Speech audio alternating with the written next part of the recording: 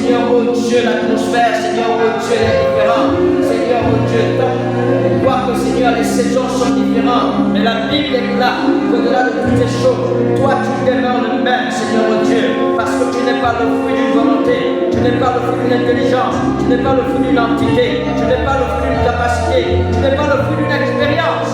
Mais tu es le Dieu souverain, tu es celui qui demeure le même éternellement. À toi seul soit le règne, à toi seul soit la puissance, à toi seul soit le règne, à toi seul soit la gloire, l'élévation, l'exaltation, Seigneur notre Père et notre Dieu. Tu es élevé ce matin, tu es élevé ce matin dans nos cœurs, tu es élevé ce matin dans nos pensées, tu es élevé ce matin, Seigneur mon Dieu, dans nos vies, dans nos projets, dans nos familles, dans nos, Seigneur, Dieu, situations, dans tout, Seigneur, tu es élevé, tu es élevé, tu es élevé, tu es élevé, tu es élevé ce matin, tu es élevé ce matin.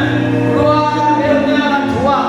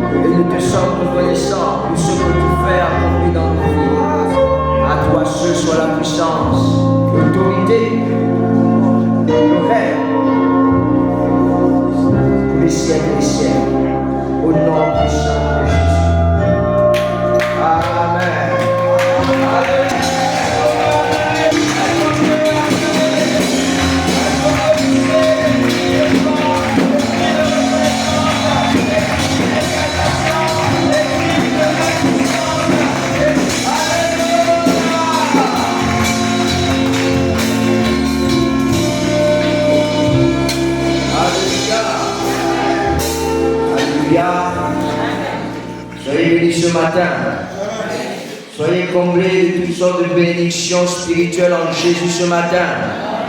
Que le Dieu de gloire, le Dieu de toute puissance vous fasse bien ce matin. Alléluia.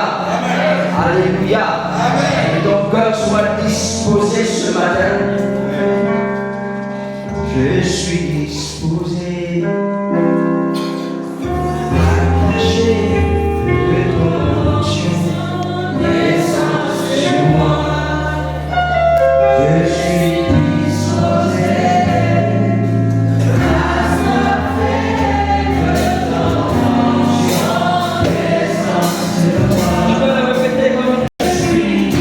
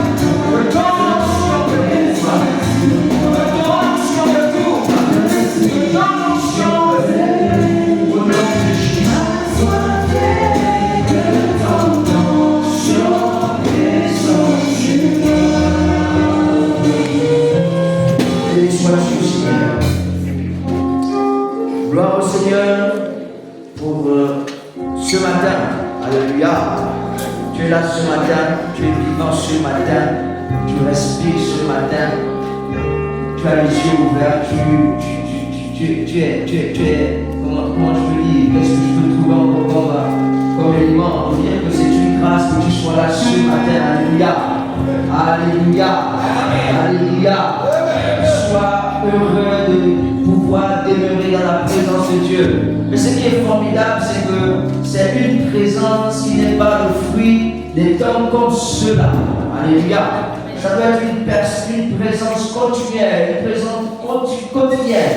C'est-à-dire qu'au jour le jour, on ne doit pas être étonné de ressentir le toucher de Dieu. Alléluia. Chaque jour que Dieu fait, il faudrait que tu sens que oui, Seigneur, aujourd'hui encore tu m'as touché. Aujourd'hui tu m'as encore visité. Aujourd'hui tu m'as encore transformé. Aujourd'hui tu m'as fait du bien. Alléluia. Alléluia.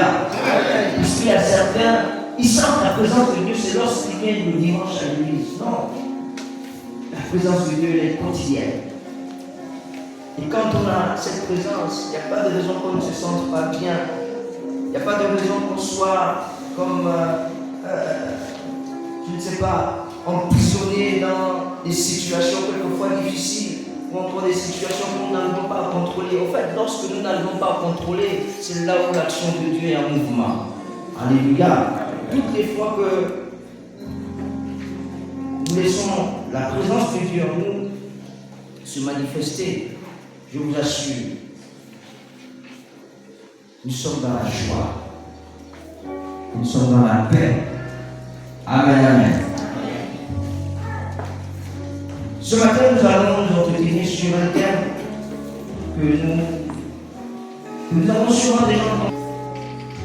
Mais quelquefois, il est bien de revenir sur ces choses. Parce que, vous savez, la parole de Dieu s'adapte aux circonstances de la vie. Dieu nous parle en fonction des événements que nous traversons. Et il est bon justement, toutes les fois que nous avons une parole, de pouvoir la greffer à une situation que nous vivons réellement. Alléluia. Parce que Dieu ne fait rien au hasard. Quand il sort quelque chose, c'est forcément pour notre bien. Amen. Donc nous allons discuter, nous allons partager ensemble sur ce thème, la maturité spirituelle. Nous allons essayer, intention peu par la grâce de Dieu, de comprendre un peu, en fait, le statut, c'est qui tourne autour de la maturité spirituelle. C'est un mot qu'on utilise beaucoup. C'est un concept qu'on utilise beaucoup. On en parle beaucoup. Quelquefois on dit non, tu n'es pas mature, tu n'es pas grand, tu n'es pas mûr. Alléluia. Et quand vous voyez la vie de l'enfant de Dieu, l'enfant de Dieu va tourner autour justement de cette notion, la maturité spirituelle. Parce que c'est dans la maturité que Dieu fait de nous des hommes faits. Alléluia. Voilà, la maturité c'est vraiment important pour le chrétien que nous sommes. Et j'ai regardé dans la Bible, le mot maturité n'est utilisé qu'une seule fois. Qu'une seule fois. Dans le livre, dans la parabole du semeur. Qu'une seule fois. Maturité. Mais et pourtant, c'est vraiment important de vivre justement une vie de maturité. C'est quoi la maturité spirituelle? Nous allons essayer, un peu, de définir cela sans pour autant que ça ne soit peut-être une définition finie, parce que d'autres personnes peuvent trouver une signification comme une définition peut-être différente. Mais ce qui est évident, c'est que le sens va rester, le sens du mot va rester. Donc ici, la maturité, c'est grandir, grandir, je vous l'ai dit, excusez-moi. Grandir en maturité réclame du temps et demande des progrès patients. Cela ne s'improvise pas, cela ne se décrète pas, cela ne s'acquiert pas d'un seul coup. Il n'existe pas de raccourci garantissant un résultat immédiat. Non, il n'y a pas tout ça. Alléluia. il est important de comprendre que la maturité ici peut être vue comme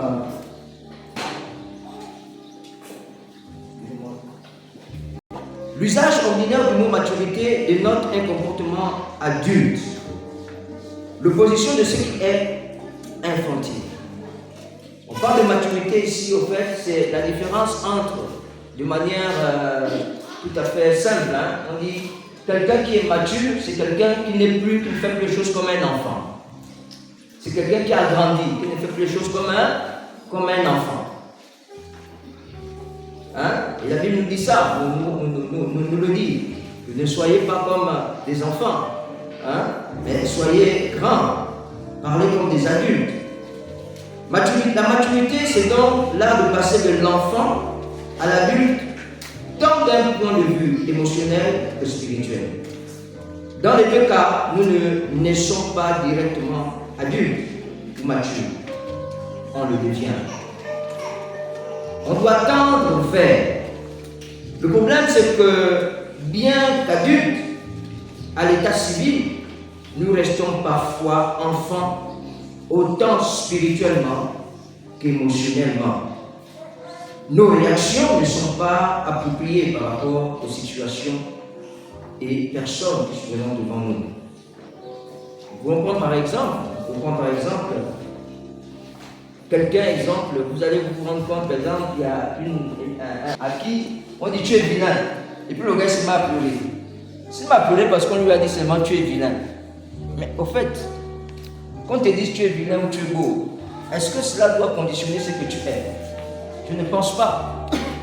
Et d'ailleurs, quand on est mature, on doit tout simplement comprendre que, en fait, l'appréciation de l'un ou l'autre ne peut que définir en fait, la différence qui existe entre lui et toi, parce qu'on ne peut pas vous ressembler.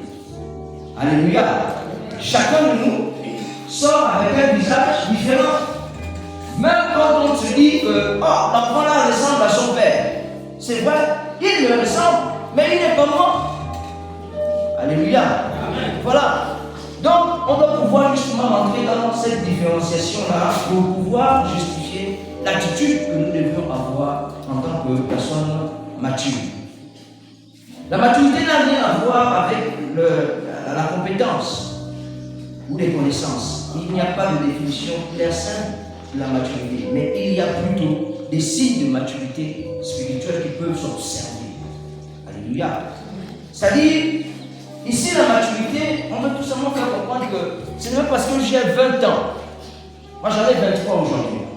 23 ans de vie dans le Seigneur. 23. Mais est-ce que ça peut faire de moi une personne mature? Spirituellement. Parce qu'en fait, lorsqu'on est mature spirituellement, cette maturité se reflète justement sur la vie quotidienne de tous les jours. C'est pourquoi on dit qu'il y a des signes qui montrent que tu es mature ou pas. Mais ces signes-là se manifestent où? C'est dans le monde séculier. Qu'on peut voir, oui. Il est mature. C'est une position. La maturité spirituelle confère une position, une attitude, un comportement qui influence au fait l'entourage. Et l'objectif dans tout ça, comprenons que c'est pour que Dieu soit glorifié. Pour que Dieu tire de cette attitude sa gloire. Alléluia. Donc, frères et sœurs, comprenons tout simplement que il n'est pas possible d'être spirituellement mature tout en restant émotionnellement immature. Ça veut dire tout simplement qu'il y a. C'est-à-dire, ici, la maturité, ce n'est pas le fait de passer 20 jours, 20 nuits, sans manger, sans boire, mais dans la prière. Ça n'a rien à voir. Ça n'a rien à voir. Je ne dis pas ici que ce n'est pas important. Mais je dis que ça n'a rien à voir avec ça. C'est un ensemble d'attitudes, un ensemble de comportements que l'enfant de Dieu adopte afin d'être différent de celui qui n'a pas Dieu en lui. Alléluia. Donc comme je disais, grandir en maturité réclame du temps et demande des progrès patients. C'est-à-dire ce n'est pas quelque chose qui vient comme ça et puis je suis chrétien et puis ça vient, ça descend. Mais ce dont je suis convaincu, je pense en avoir déjà dit, que tout ce dont nous avons besoin, lorsque nous acceptons le Seigneur, nous avons déjà cela en nous. Un enfant de Dieu qui a accepté Jésus dans sa vie a la maturité en lui. À la seule différence qu'il y en a qui l'expérimentent, en fait, qui laissent le Saint-Esprit, comment on appelle, la capacité de développer cela. Et il y a d'autres, qui malheureusement laissent cette notion, ou cette capacité, ou cette qualité à l'état embryonnaire. En fait, c'est toujours là, ça ne bouge pas. Au-delà des circonstances, au-delà des expériences, au travers desquelles Dieu te fait passer, mais Dieu ne veut dire rien de toutes ces choses. Alléluia. Ne traite pas, cela ne s'acquiert pas d'un seul coup. Il n'existe pas de raccourci garantissant un résultat immédiat ou plus rapide. Cela se travaille. Ça se travaille. Comme nous travaillons justement dans le monde séculier pour avoir de l'argent, on se réveille tôt le matin, on fait des sacrifices pour pouvoir aller au travail.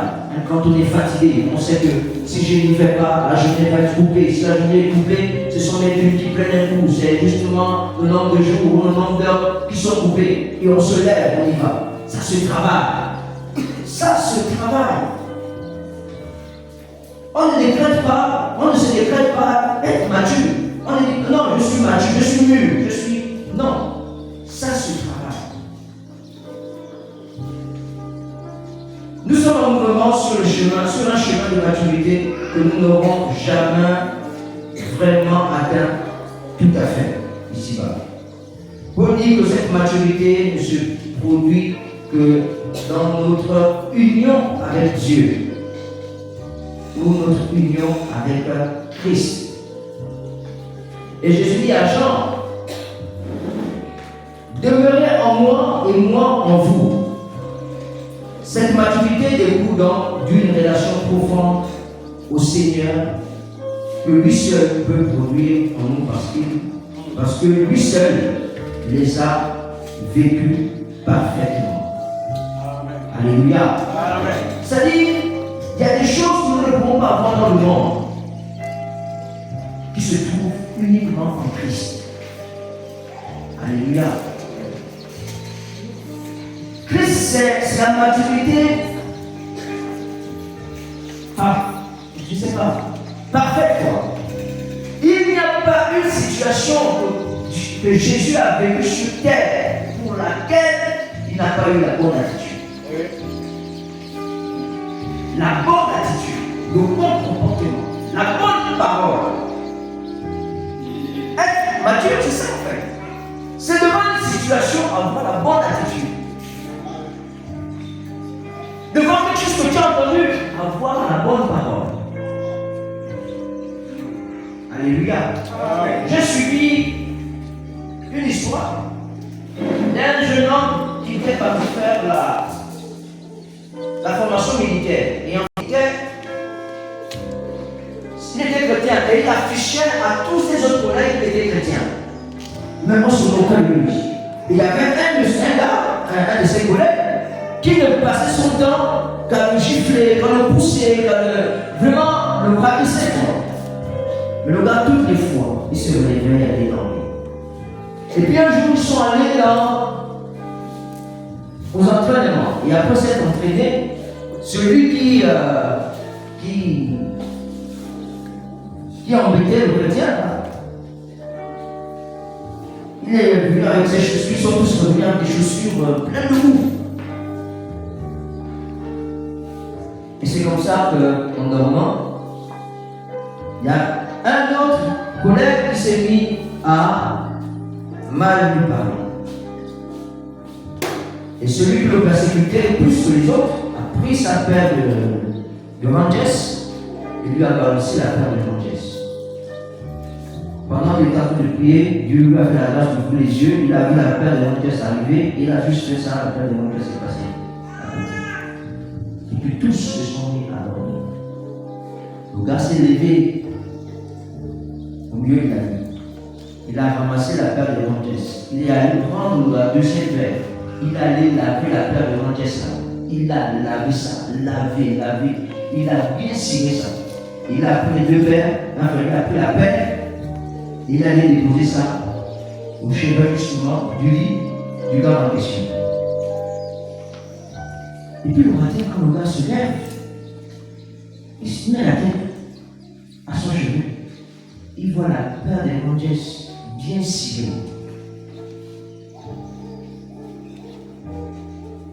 Il est. Qui a fait ça? Et il y avait quelqu'un qui, heureusement, a suivi le geste. Il a dit, non, mais c'est lui qui a fait ça. Et c'est bien, c'est dit, mais ce gars-là, c'est moi qui l'insulte, c'est moi qui le chute, c'est moi qui le rabaisse. Mais comment quelqu'un peut avoir eu la pensée de laver ma paire de chaussures et venir la remettre aussi propre? Même moi, je n'ai jamais lavé ma chaussure comme ça. C'est comme ça que le Saint-Esprit a touché ce monde, il s'est énervé. Il a commencé à pleurer comme pas possible.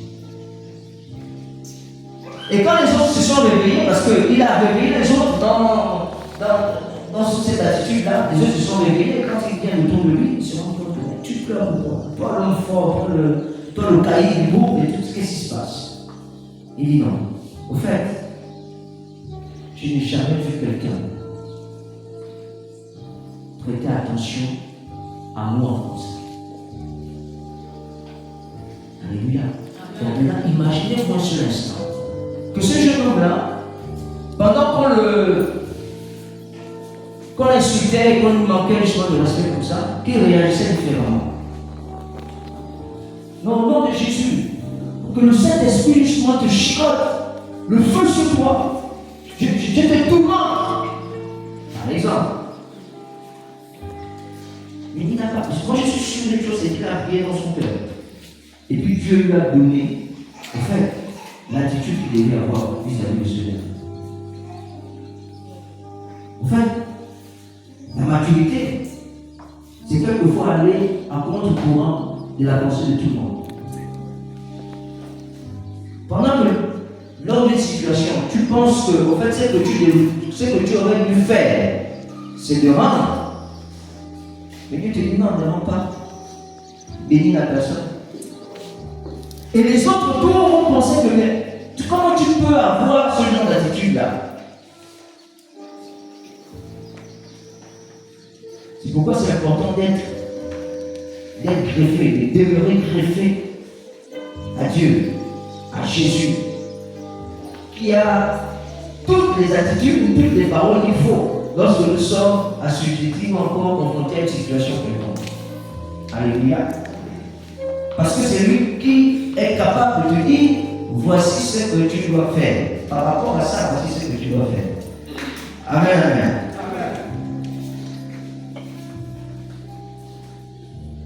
C'est un processus continu qui découle de la présence et de l'action du Saint-Esprit dans nos vies. C'est une misère.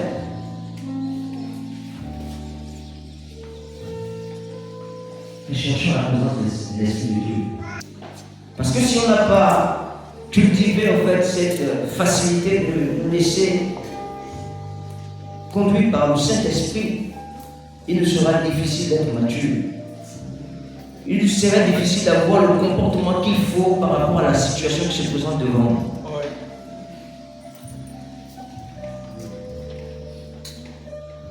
Et beaucoup de chrétiens aujourd'hui suivent le mouvement de la multitude. C'est parce qu'ils manquent de sagesse, manquent de maturité. Je me souviens que lorsqu'on a demandé aux gens de sortir ici, et c'est que je disais mon pasteur que passe, quand vous voyez les enfants de Dieu se précipiter à sortir, c'est parce que depuis longtemps, ils avaient cultivé l'envie de sortir. On leur a juste servi l'occasion. Et puis, ils se sont approchés à l'occasion. Aujourd'hui, il y a beaucoup aujourd'hui qui, un temps soit peu lesquels être sortis aussi rapidement. Je dis bien aussi rapidement. Évidemment, il y a d'autres également qui sont sortis et qui se sentent bien là-bas. C'est tant mieux. J'ai dit, il y en a qui aujourd'hui retraitent. Ça s'est calmé. Et peut-être ça risque même de ne plus continuer. Qui sait? Il y a ceux qui sont restés, nous sommes restés. Gloire à Dieu. Parce que je vous assure, bon, la maturité que Dieu donne à quelqu'un peut te faire vivre à un endroit où les gens pensent que c'est invivable. Là où les gens pensent que c'est invivable. Mais parce que toi tu es mature et tu sais regarder dans ce que les gens ne voient plus, là où les gens pensent que c'est mort, il n'y a plus d'opportunités, mais Dieu peut te faire sortir des opportunités dans ces situations-là. Alléluia. Je ne te trahis pas seul, mais je dis il y a des situations, quand elles viennent, il faut le dire. Il y avait plein de personnes ici. Alléluia. Dans ce camp. Ils étaient nombreux. Et puis, on faisait au départ des locations à Bambidi Village. Patricia a une maison à Bambidi Village. Il y avait des maisons qu'elle avait qui n'étaient pas louées. Hein? Non, je ne te trahis pas, hein? Mais il faut que ça enseigne les gens. Et puis vous savez ce qui s'est passé? C'est qu'il y a des gens qui venaient dans mon bureau et me disaient, mais monsieur Gaba, moi je ne peux pas sortir. Si je prends mon indemnité, je me ça va être un peu compliqué. J'ai dit, mais frère, pourquoi vous voulez vous mettre dans des situations compliquées? Tu as donné dans le village, tu n'as pas vu une maison où tu peux rentrer de telle sorte que ton travail, tu n'as pas besoin de taxi. Tu n'as pas besoin de te lever à 6 heures ou à 5 heures comme les autres. Mais cherche dans le village là. Là-bas aussi, c'est la même chose. C'est le courant cadeau, le cadeau. L'indemnité qu'on te donne là, si on te donne 50 000, tu pourras même payer la maison là, à tel point où tu auras même la monnaie.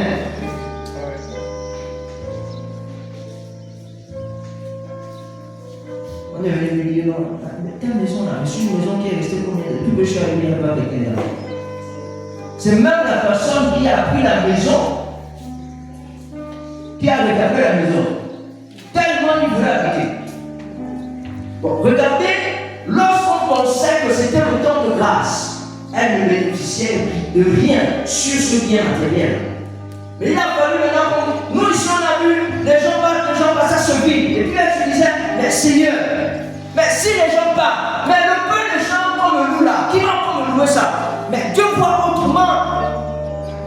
Toutes ces chambres sont occupées. Les fameuses chambres, elles sont occupées jusqu'aujourd'hui. En plus, il y a ces maisons, moi une de maisons, qui sont maintenant occupées alors qu'auparavant, ce n'était pas occupé.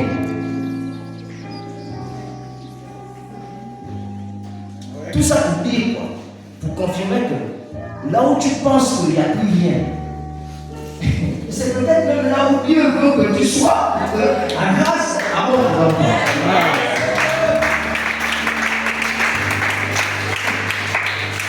Mais il faut être mature pour voir ces choses.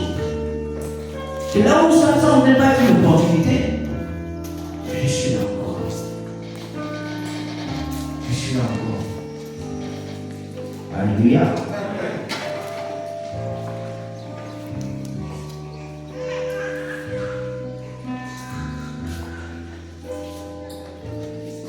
Donc je disais que c'est un processus continu qui découle de la présence et de l'action du Saint-Esprit dans nos vies. Nous permettrons à Dieu d'habiter pleinement les profondeurs de notre être pour nous laisser transformer toujours un peu plus à l'image de Christ. Alléluia. C'est ce que 2 Corinthiens 3,18 nous dit. Il vient guérir, libérer, émonder ce qui a besoin d'être en nous afin que nous puissions vivre nos relations dans sa vérité. Alléluia. Oui. La maturité spirituelle nécessite un équilibre.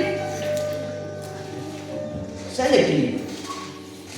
Oui, je sais qu'il y a beaucoup qui voulaient savoir, oui, mais ancien, quand tu es dans une partie comme ça, tu ne nous as pas dit le texte de base. Puisqu'on est habitué comme ça. Alors, là, tu attends le livre là pour écrire le texte de base. Non, mais c'est important, on va lire le texte de base. Après, justement, cette petite introduction.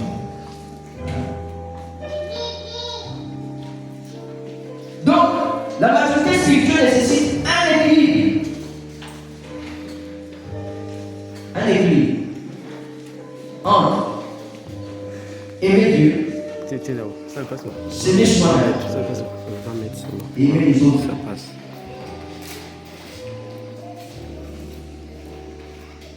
C'est-à-dire qu'il faut prendre les trois dimensions là.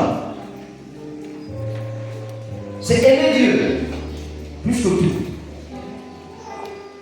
S'aimer soi-même pour éviter de croire à ce que les gens disent sur toi alors que tu n'es pas ce qu'ils disent. Mais tu es ce que Dieu a dit que tu es. Alléluia. Parce qu'il y a des personnes qui sont en quête d'identité, qui sont en quête de reconnaissance. Il y a même des choses qu'on fait juste parce qu'on veut appartenir à un groupe, sans que ça ne soit la volonté de Dieu. Donc il faut se connaître soi-même, il faut savoir quelle nature, quelle personne tu es, qui tu es. Comme on le dit souvent, je ne suis pas n'importe qui. Attends, tu sais ce slogan, ou bien tu as pris conscience de ce que tu n'es pas n'importe qui. Mais c'est vrai en plus. Ça veut dire quelqu'un qui a Christ en lui n'est pas n'importe qui. Juste ça.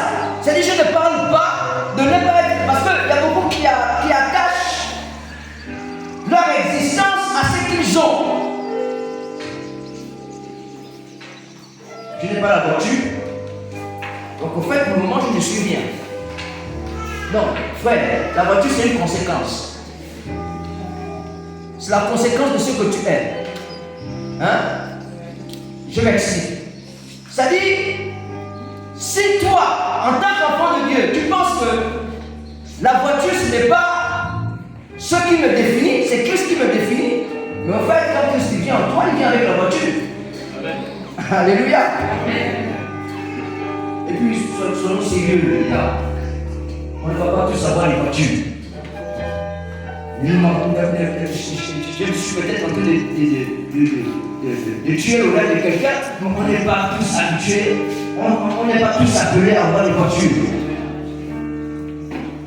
Sinon, le taxi que moi je vais acheter, et je vais mettre en circulation, qui va monter dedans? Qui va monter dedans? Personne.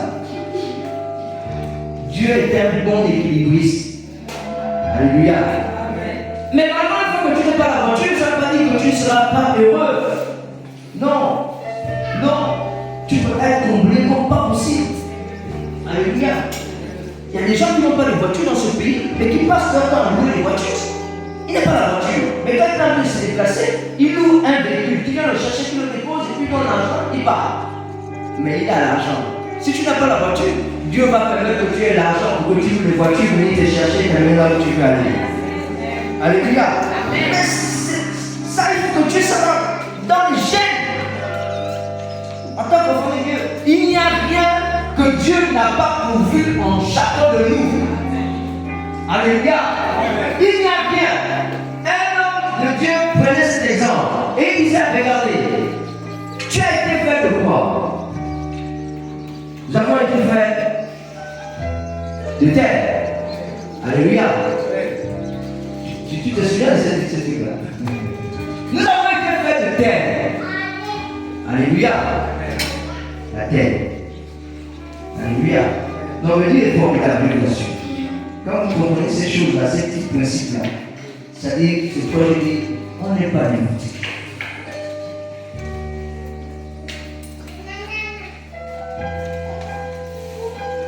Qui garde, on trouve l'homme où?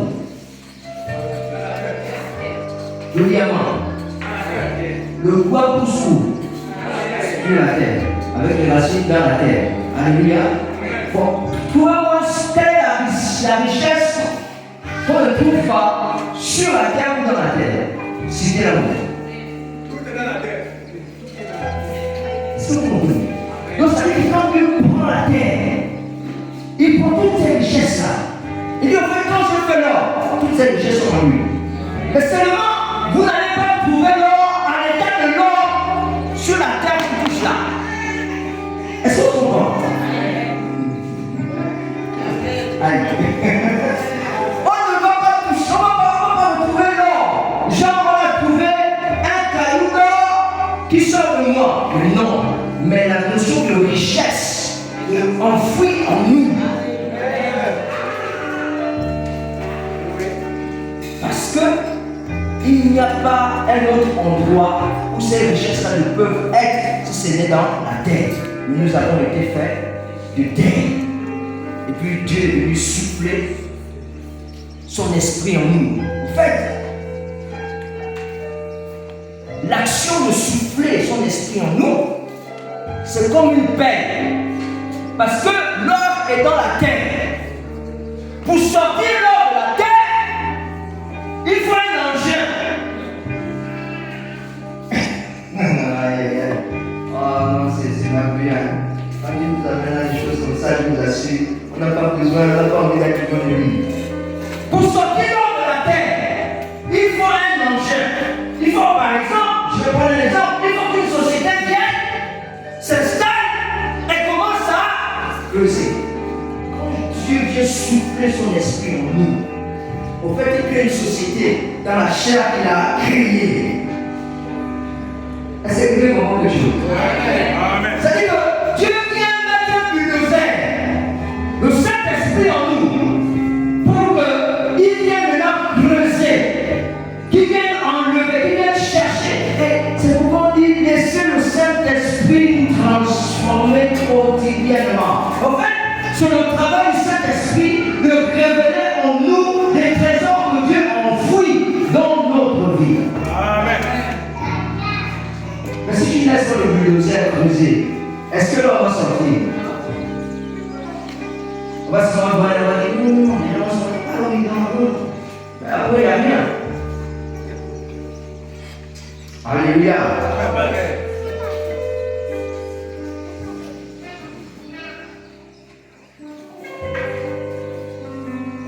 Donc je disais, c'est un processus continu qui découle de la présence de l'action du Saint-Esprit dans nos vies. Nous permettons, dès cet instant, nous permettons à Dieu d'habiter pleinement les profondeurs de notre être pour nous laisser transformer toujours un peu plus à l'image de Christ. Il vient guérir. Regardez les trésors. C'est quelques trésors. Il vient guérir, libérer et montrer ce qui a besoin d'être en nous afin que nous puissions vivre nos relations dans sa vérité.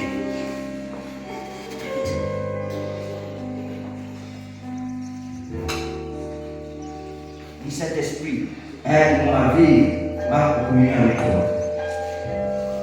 Alléluia. Tu dois le dire. Saint-Esprit, aide-moi à vivre une communion réelle avec toi. La maturité spirituelle nécessite un équilibre, donc je le disais déjà. Le processus de la maturité exige le respect de certains principes. Le principe du temps et du lieu propice de notre nutrition. Alléluia. Est-ce que nous pouvons lire Éphésiens? Il faut arrêter là. Éphésiens. Notre Éphésiens. Éphésiens 4, verset 11. Ça, c'est le texte de base. Hein? Voilà. Éphésiens 4, verset 11 à 15.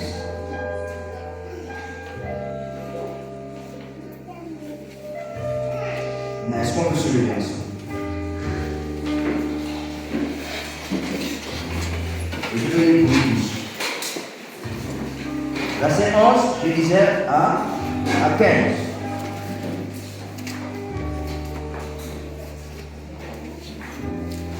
Jésus appelé Justus, vous salue aussi. Ils sont du nombre de circoncis et le seul qui ait travaillé avec moi pour le royaume de Dieu et qui ait été pour moi une consolation. C'est ça?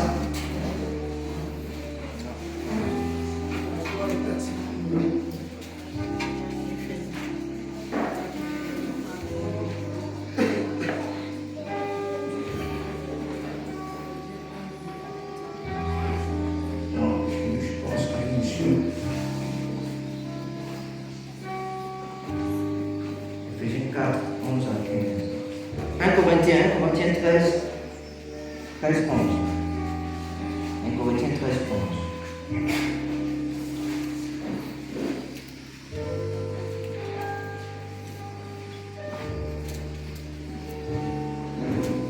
Corinthiens 13, verset 11.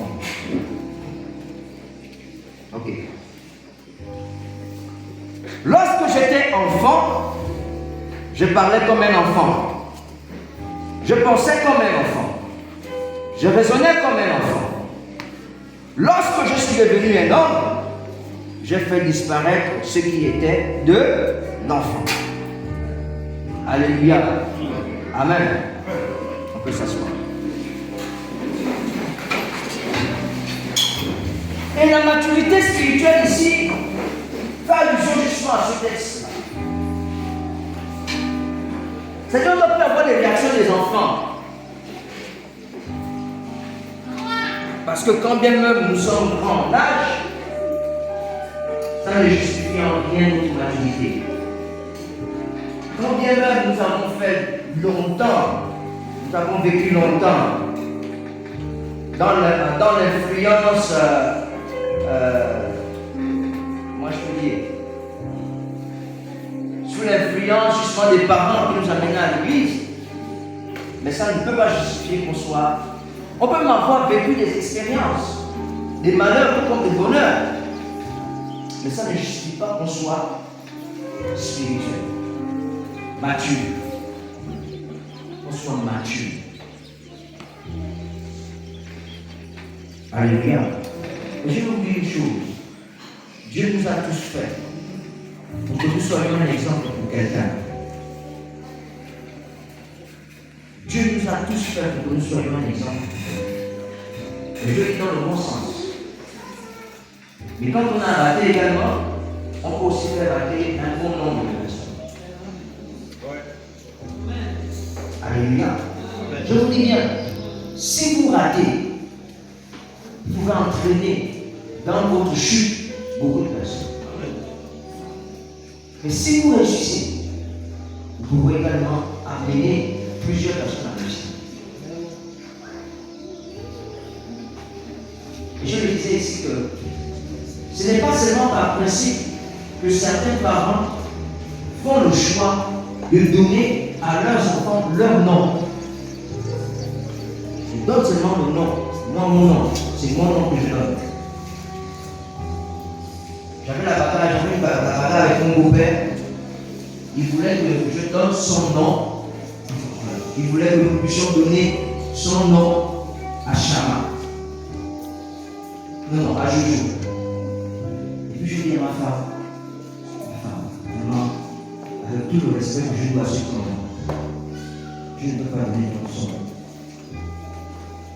Je vais peut-être composer son prénom, mais je ne donnerai jamais son nom.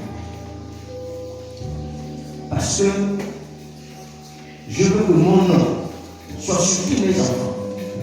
Parce que j'ai un héritage à leur léguer. L'héritage est quelquefois greffé au nom. Vous comprenez? L'héritage. Vous voyez le Yaba salut social. Le gars du salut social. Toutes les fois, on me voit. Yaba, tu n'es pas le frère de. Si j'étais un opportuniste, je me dis c'est mon frère.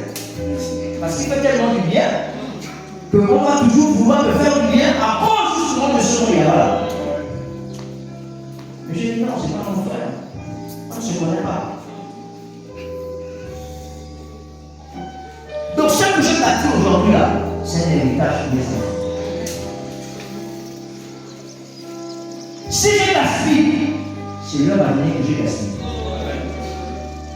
Si j'arrange, c'est leur avenir que j'ai arrangé. Parce que quelquefois les gens feront les choses à leur endroit, pas forcément parce qu'ils sont bien ou mauvais, mais à cause de ce que moi, j'ai bâti maintenant. Alléluia. Donc les amis, ne gardons pas avec ça.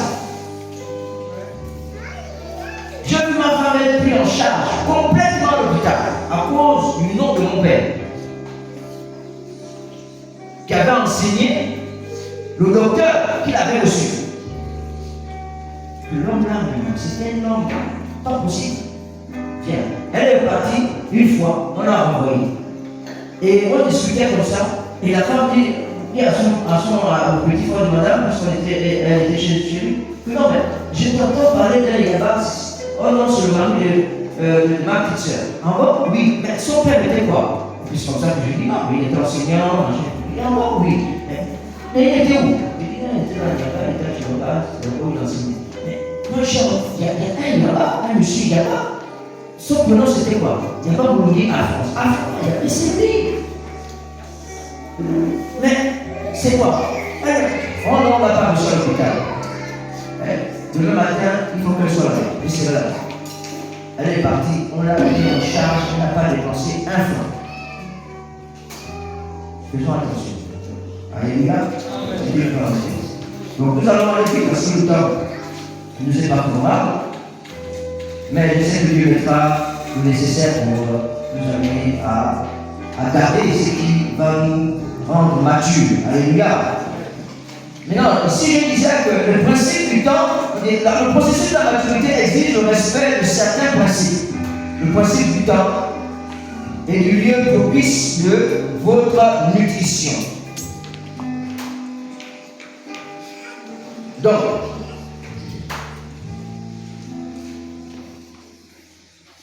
nous allons maintenant reprendre une petite question. C'est juste pour ceux qui prennent le notes, c'est le grand 1. Le reste là, c'était une introduction, même si elle était longue, mais on va aller maintenant vite. Parce que là, c'est ça, une question de lire. Et chacun va aller à la maison pour creuser davantage. Alléluia. Donc, vous pouvez mettre en grand 1 les signes de la maturité. La liste n'est pas exhaustive. Alléluia. Mais je vais donner ici quelques signes. Pour voir que, là, il y a quand même cette personne est en train de vivre même une vie de maturité. Je dis, il faut que nous laissions le Saint-Esprit nous conduire.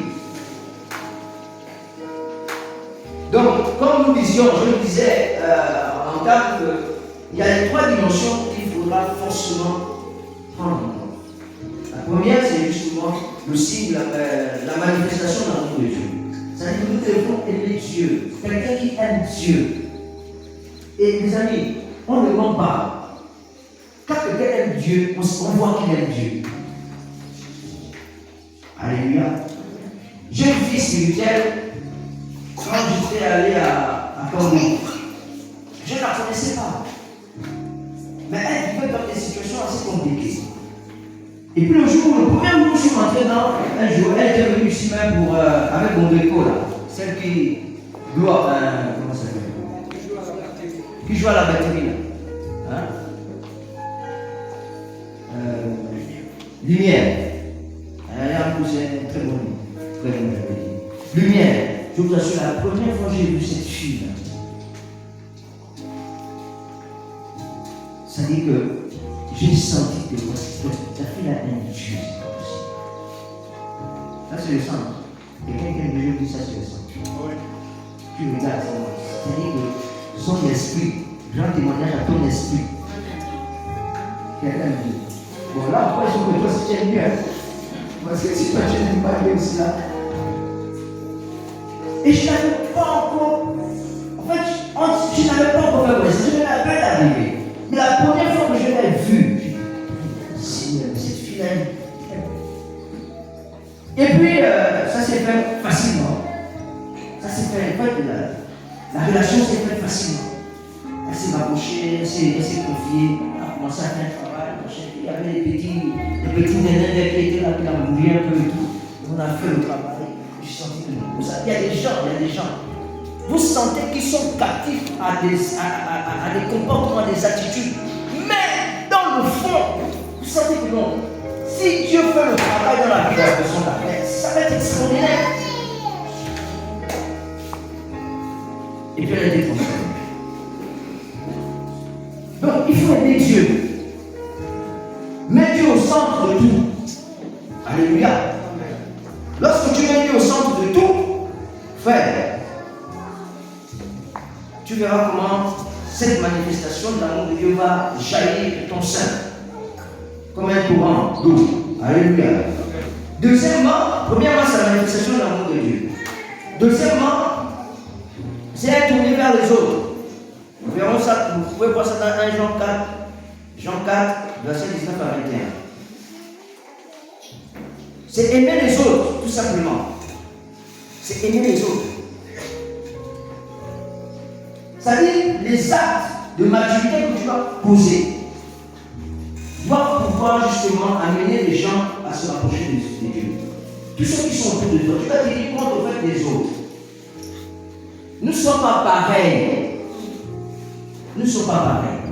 Et je disais souvent que si la foi ou la vie chrétienne était comme un sérum, on met ça dans une seringue et puis on injecte les gens facilement. Je tire et puis j'injecte.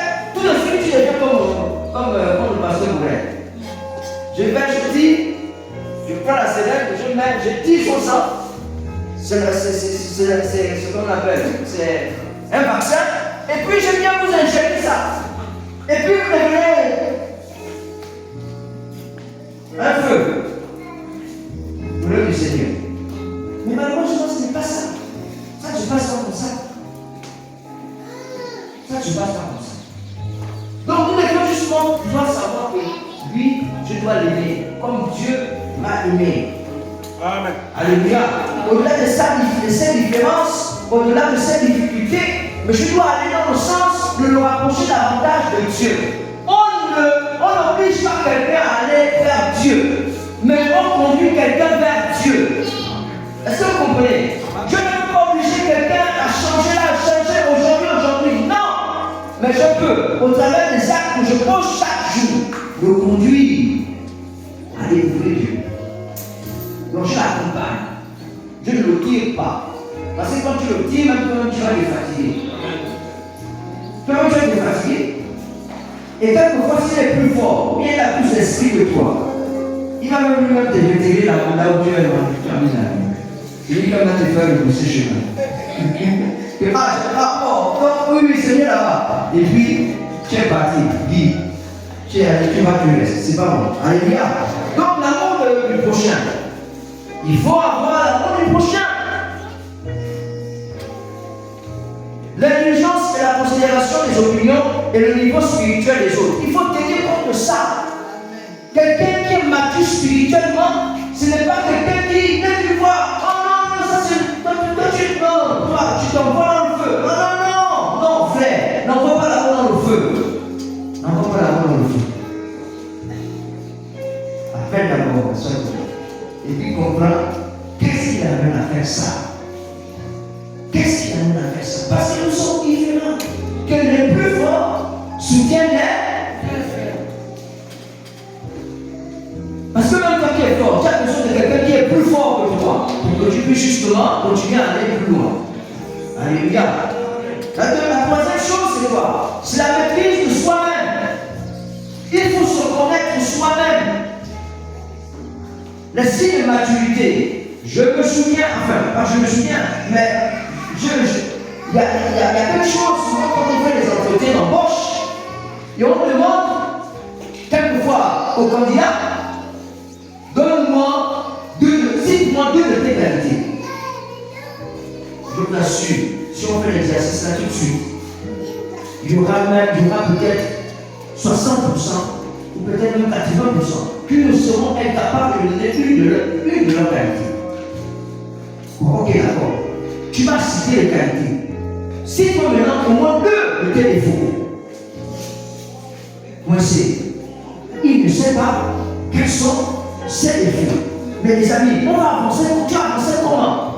Parce que celui qui connaît ses qualités, il les améliore chaque jour. Celui qui connaît ses défauts, il se bat pour justement les énerver, c'est-à-dire les enlever pour que quelque chose de bon sorte. Mais tu ne connais pas tes défauts. Mais tu ne connais pas toi-même. Si tu sais que, ah, frère, moi j'ai un problème, c'est un exemple, hein. Il va être difficile de jeûner. Et faire ça défaut. Je vous dis, c'est un défaut. Pour un enfant de Dieu, tu n'arrives pas à jeûner, c'est un défaut. Parce que la Bible dit que cette sorte-là, n'est pas que par le jeûne la vie. C'est-à-dire, le genre de démon-là, si tu ne jeûnes pas, frère, ils ne vont pas partir. Donc quand toi tu sais que j'ai des problèmes pour jeûner, frère, pour améliorer ça, c'est un défaut. Tu fais quoi? Tu cherches quelqu'un qui est un jeûneur. Hein? Pas genre des jeûnes, non. Parce qu'il y en a qui sont gênés parce qu'ils jeûnent. Mais quelqu'un qui jeûne. Lui là, le jeûne c'est sa nourriture. Tu t'accroches à lui. Tu dis bon, écoute, aide-moi vraiment à jeûner. Mais si le fait de t'accrocher à lui, c'est parce que tu le connais en toi, ce défaut. Alléluia. Donc il faut te connaître toi-même. Et il faut être conscient que Christ est en nous. Christ, Jésus, par son Saint-Esprit, habite en moi. Les amis, imaginez, Christ habite en vous. Je ne sais pas si on regarde ça. Dieu, corps, âme, esprit, habite en vous.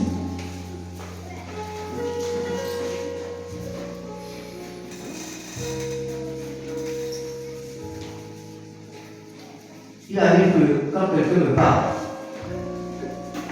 je dis, mais attends, est-ce que le gars là se rend compte qu'il est en train de parler à Jésus là? Non, je vous assure. Quelqu'un me parle mal. Je le regarde seulement, je dis, et dans mon temps, je dis, mais Jésus, mais c'est à toi que ce gars-là parle.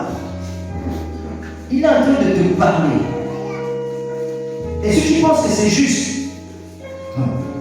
mais si ce n'est pas juste, il faut qu'il comprenne lui-même qu'il est en train de faire une erreur.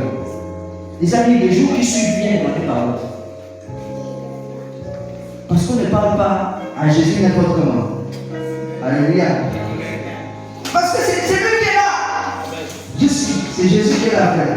C'est Jésus qui est là. Alléluia. Non, c'est ça. Quatrièmement, c'est avoir la conscience de ses limites et de ses besoins. Avoir la conscience de ses limites et de ses besoins. Les gens qui volent, c'est parce qu'ils ne connaissent pas leurs limites. Et même que ils ne connaissent pas aussi leurs besoins. Même nous qui travaillons, si tu ne connais pas tes besoins, tu vas mal gérer ton argent. Ou bien, si tu ne connais pas tes besoins, tu gères mal ton argent et tu as l'impression que l'argent est peu. Mais non, frère, c'est pas que l'argent est peu. Tu vis au-dessus de tes moyens. Et ça, c'est pas de la maturité, ça. Quand tu as 100 000, mais c'est ce que tu as. Frère, ne va pas acheter le beurre en plaque de 2500. Parce que tu veux montrer à l'ancien Romain, quand tu as venu voir le petit, si jamais dans chez toi, tu ouvres le congélateur, il faut qu'il voie le beurre en plaque de 1500. C'est pas sage. Tu es comme mature. Frère, la margarine. 750. Oui, j'ai gagné 100 000, c'est 750. Margarine. Je mets ça chez moi. Mes enfants vont manger et ils vont grossir. Comme celui qui a plus de 2500. Mais il a plus de 2500 parce qu'il a des millions. C'est normal. Je ne vais pas me comparer avec. Mais j'ai 100 000. Frère, ramène tes besoins aux 100 000. Maintenant, si tu veux augmenter, sont les besoins. Prie au Seigneur pour qu'il augmente aussi l'argent. Parce que si l'argent n'augmente pas tes besoins. Ça, c'est la maturité qui fait réagir tout ça. Oui. Amen. Laisse-moi porter les vestes, parce que j'ai peut-être l'argent pour acheter les vestes. Frère, laisse. Si ce n'est pas encore arrivé, laisse. Hein? Et même encore, tu peux même porter les vestes. Mais si tu t'organises, tu dis dans un an, je vais acheter ma veste aussi. Maintenant après, tu prends 200 dans le coffre. Au bout d'un an, tu peux avoir 60 000. Tu prends ta veste. Mais quand tu mets ça même, tu es fier de mettre ça. Mais tu n'as pas vécu au delà de moi. Mais maintenant, je vois les gens ici. Je suis en train de récupérer l'argent d'une maman. Je vous assure, quand je regarde ces gars, quelqu'un qui a une dette de près d'1,5 million, mais tu regardes ce qu'il gagne. Pourquoi? Pour avoir peut-être acheté une télévision, un réchaud. 1,5 million. C'est-à-dire que même quand j'enlève 50 000, moi-même j'ai mal au cœur. Le gars est rentré dans ça. C'est quelle folie. Et grand placement. Les amis, 600 000. Et grand placement. Comme ça, 50 pouces. 600 000. Ça, quand je vois ça, j'ai dit, attends, les gars, excusez-moi, c'est pas une injure. Ils ont le cerveau dans la tête, mais c'est autre chose. 600 000 sur le prix d'un terrain. Je vous dis bien, sur le prix d'un terrain. Et plus le temps passe, plus le terrain prend de la valeur. Plus les gens construisent autour, plus le terrain prend de la valeur. Frère, va acheter le terrain. Laisse la télévision. Parce qu'après, quand l'autre va se fâcher, il va taper le coup de pied dessus, ça va se casser. C'est 600 000 francs que tu vas continuer quand même à payer. Mais la télé est déjà cassée. Mais le terrain, ça va rester là. Alléluia. Tes besoins, il faut réfléchir sur tes besoins. Ça c'était toi, c'était 4, non? 5. Il faut être capable de discernement. Un homme mature doit pouvoir discerner. Alléluia. On ne peut pas aller dans les profondeurs. Mais il faut pouvoir discerner. Et le discernement, c'est important. Parce que tu peux t'amener à des endroits où personne ne verra comme toi. Tu vois. Je vous assure. Il y a des endroits où quand on te dit tu vas là-bas, les gens disent non, ne pars pas, parce que, toi tu dis non, j'ai la conviction qu'il faut que je vienne. Et quand tu vas, tu seras étonné de voir, oh, ça a marché. Ça a marché. C'est comme avec nos enfants, ils sont malades, il y a une situation maladie. Pendant que les gens vont te dire non, soulève, allez à l'hôpital. Tu dis non, calmez-vous d'abord. Ne vous agitez pas. Ne vous agitez pas. Laissez l'enfant là. Laissez-moi d'abord prier. Sans discernement, laissez-moi d'abord prier. Et quand tu as prié là, tu n'auras même plus besoin peut-être de partir. Parce que le Seigneur aura déjà fait le miracle pour lequel tu as envie de déplacer l'enfant. Il te fait gagner de l'argent. Alléluia. Enfin, il te fait économiser de l'argent. Et là, ce témoignage de la Bible. 6. La capacité de faire la distinction entre ce qui est de l'émotion et ce qui est de Dieu. Quelqu'un qui est mature ne réagit pas en fonction des émotions. Il y a un adage populaire qui dit que 90% des décisions que nous prenons en colère sont des mauvaises décisions. C'est-à-dire que tu es énervé et puis tu prends une décision pendant que tu es en colère. Généralement, on revient sur ces décisions-là où on les regrette. En fait, tu as déjà gaspillé. Là, tu as déjà pris la décision, c'est fini, tu as gaspillé. Mais alors que la maturité vient de quand tu te fâches, frère, sans même de la maison, pas d'abord te balader. Et après, quand tu reviens, bon. Parce que quand tu sors là, en fait, tu te calmes. Dieu permet que tu vois un frère qui te parle, vous échangez, et puis tu sens que, et Dieu te parle au cœur. Et quand tu rentres dans la maison, tu dis, oh, regarde, chérie, d'accord. Tu as compris. Ce qui est sûr, c'est que la manière dont tu as dit ça m'a vraiment touché, ça m'a fait mal. Et je peux faire te dire ça m'a beaucoup fait mal. Mais toutefois, je crois que tu as quand même eu raison. Tu as quand même eu raison. On va faire comme ça. Mais imaginez-vous, dès qu'il a bien. Non, oui. Toi, tu es déjà parti. Non, j'ai dit qu'on fait comme ça. Point barre. Si tu ne veux pas, c'est ton problème.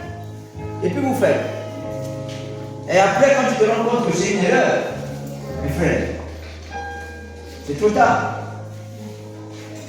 Donc, un homme mature doit pouvoir raisonner dans le calme. Pas dans l'émotion. L'émotion, c'est en fait ce qui veut te faire réagir tout de suite. Alléluia. Il faut se calmer quelquefois. Et puis s'asseoir, discuter tranquillement. 9. C'est ça, non? 7. Avoir de prendre le repère clair et ne pas être influençable. Avoir des points de repère clairs et ne pas être influençable. Il y a des chrétiens dans quelques temps, parce que ce n'est pas fini. Hein? Là, je peux vous dire, ce n'est pas fini. On va avoir encore un autre prophète, un prophète qui va venir ici. Et puis on va écouter que, oh, là, dès qu'on a prié, la personne est guérie. Dès qu'on a prié, le machin. Et puis nous allons tous nous lever, on va partir à la vie. Comme ici, tu ne trouves pas la guérison. C'est là-bas où tu retrouves la guérison. Mais ce qui est dommage, c'est que même toi, quand tu vas partir, même là-bas aussi, guérison, là, tu ne vas pas trouver ça. Ou bien même si tu trouves. Mais le diable fait la même chose. Les autres personnes ne vivent pas. Ça ne vit pas. Il ne faut pas être influençable. Hein? La seule personne qui doit pouvoir t'influencer, c'est Christ. Hein? Et même quand l'autre, justement, t'influence, au fait, ce n'est pas lui qui t'influence, mais c'est la vie de Christ en lui qui t'influence. Alléluia. Quand on dit, par exemple, aujourd'hui qu'on a des enfants spirituels, machin, au fait, ce qui est vrai, c'est quoi? C'est que c'est l'influence de Dieu en nous qui fait que les gens qui sont devant nous suivent. Mais toi, en tant qu'enfant de Dieu, tu dois avoir des racines. Tu dois être enraciné. C'est-à-dire, pour ne de la parole, tu dois être enraciné. De telle sorte que n'importe qui ne vient pas te dire n'importe quoi et puis tu parles. Il ne faut pas que tu sois basculé par tout le monde de doctrine. Non. Tu gardes la doctrine, la véritable doctrine. Et tu verras que personne ne viendra te dire n'importe quoi. Tu viens d'un truc là où les monanistes, c'est la sorcellerie. On sait, les monanistes, ça. Il faut te repentir déjà.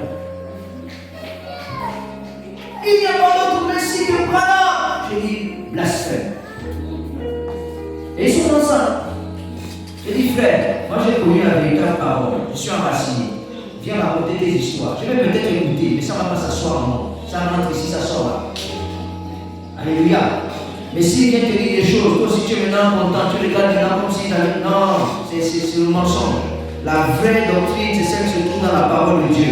Jésus-Christ est descendu du ciel, il est venu mourir pour nous, on l'a enterré, il s'est ressuscité, il est monté au Père. C'est lui le seul, le véritable Messie. Il n'y a pas un autre qui viendra. Alléluia. Il n'y a pas un autre. Oui. C'est ça? Utiliser les dons que Dieu nous a donnés pour son service. Être mature, hein, c'est de savoir que Dieu nous a donné des dons et que nous devons mettre ça au service des autres. Mais tu viens seulement dimanche à l'église et puis toute la semaine là on ne te voit pas. Bien quand je suis là, ce matin encore j'ai déposé les missionnaires. Hein, mais ce sont les mêmes gars. Nous sommes fatigués les gars. Si tu as le nom, viens, on va t'utiliser. Dieu veut t'utiliser. Il n'y a pas que les hommes, même les femmes. On va te déposer à Dieu dans la vie, tu vas prêcher l'évangile et puis on vient te chercher. C'est pas que tu vas me m'habiller.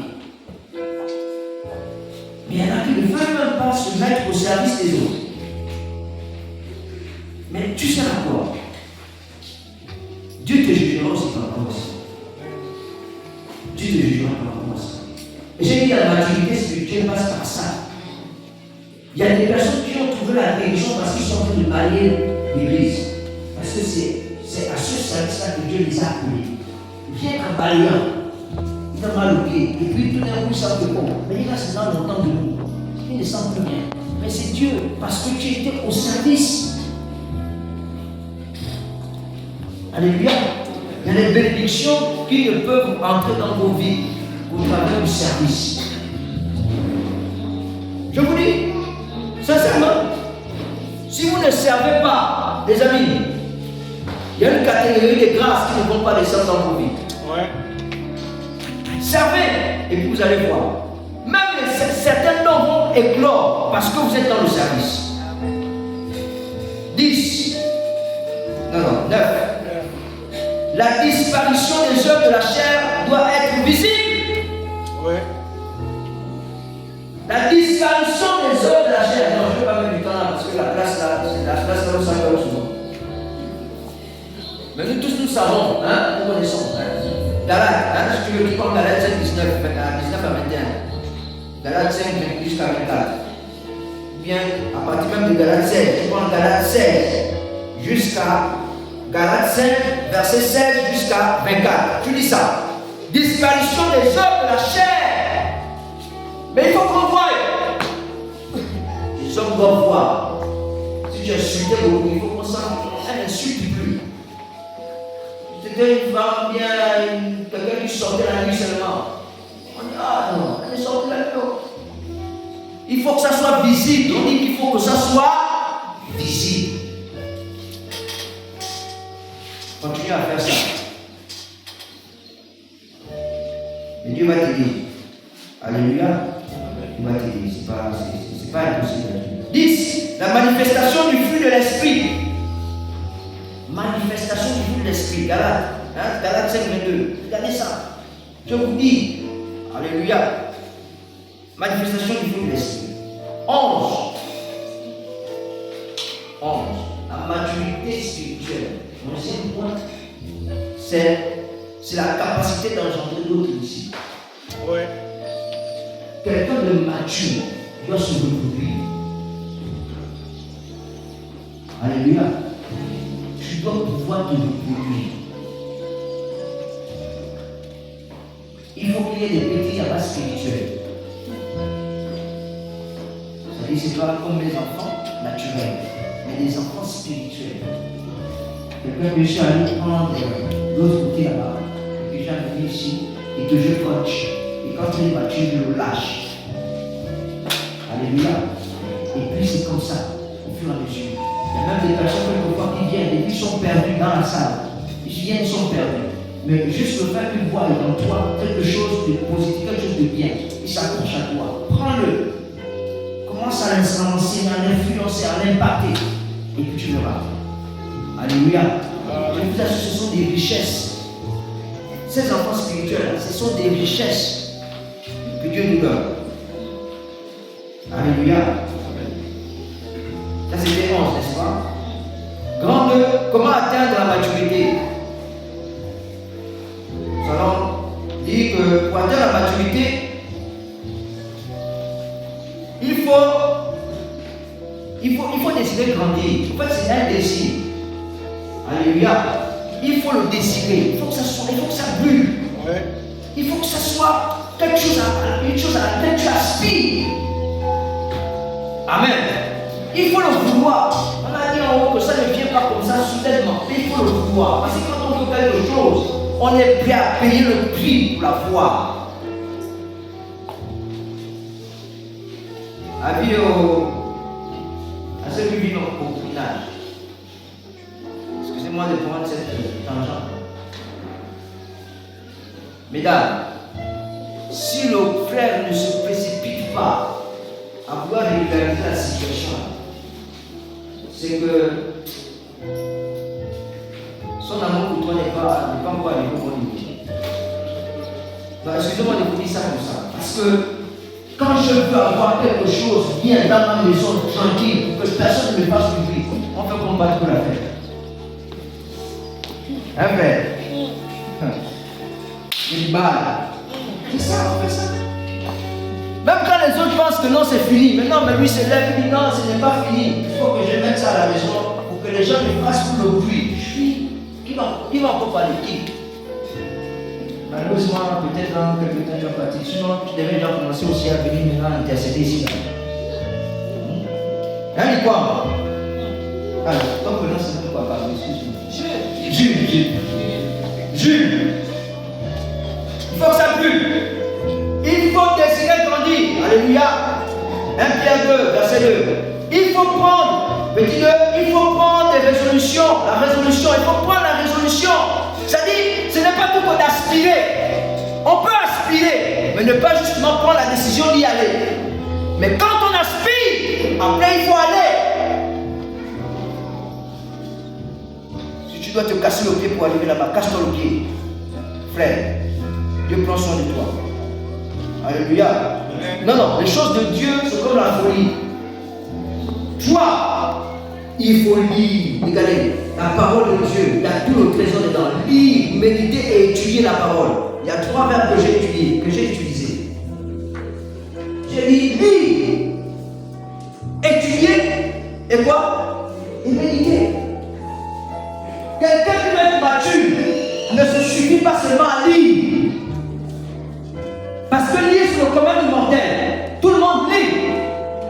Tout et n'importe quoi. Tout le monde étudie. Parce que j'ai envie d'avoir le diplôme, j'étudie. Mais quand tu as le diplôme, qu'est-ce qui te reste? Plus rien. Tu n'étudies plus. Mais alors que la parole veut que, après avoir lu, je veux dire, après avoir étudié, tu dois méditer. Quand tu médites, tu vas dans les profondeurs. Alléluia. Un seul verset peut te faire une année, tu es là, tu es en train de déverser des choses. Tu te dis, mais mon Dieu Seigneur, qu'est-ce qui se passe? Je n'arrive plus à avancer. Non, il dit non, tu ne dois pas avancer parce que je n'ai pas encore fini. Tout ce qui est dedans là, je n'ai pas encore fini de déverser ça sur toi. Tu médites, méditer c'est ça, c'est se mettre à côté, puis laisser Dieu au travers de sa parole, te donner des orientations, des directions, des choses. Il déverse. Alléluia. Les amis, faisons ces choses. Ils sont en train d'étudier. 3. C'était 3. 4. Se laisser façonner par l'Esprit de Dieu pour développer en lui un caractère qui manifeste le fruit de l'Esprit. Alléluia. Se laisser façonner par l'Esprit de Dieu. Romains 1:12 nous dit. Soyez transformés par le renouvellement de l'intelligence. Transformés. C'est vous transformer. Et ça, c'est un travail quotidien. Je vous dis, c'est le Saint-Esprit qui nous donne la forme qui plaît à Dieu. C'est pas autre chose. C'est pas sa parole. Alléluia.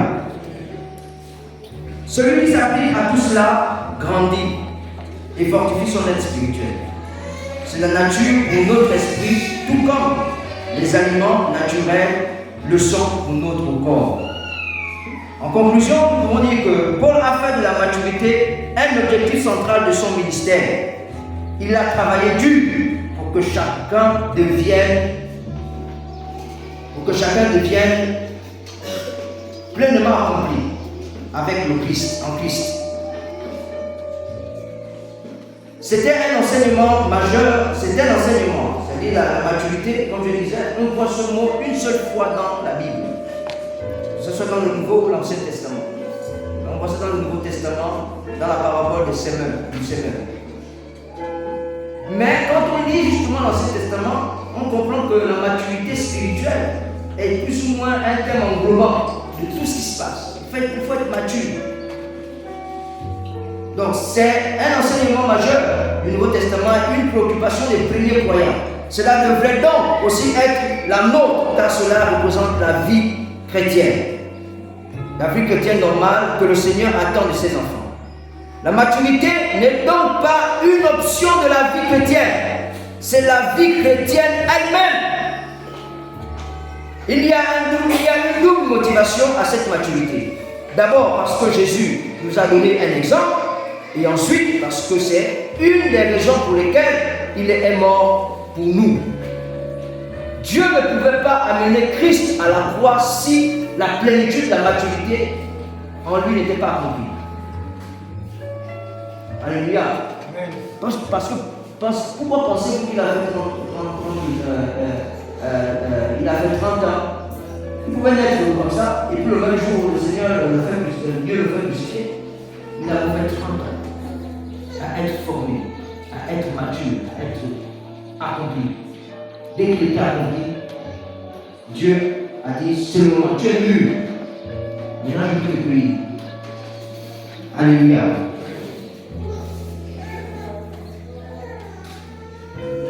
Jésus est mort pour nous conduire à cette maturité. Et il vit en nous pour nous aider à accomplir cet objectif.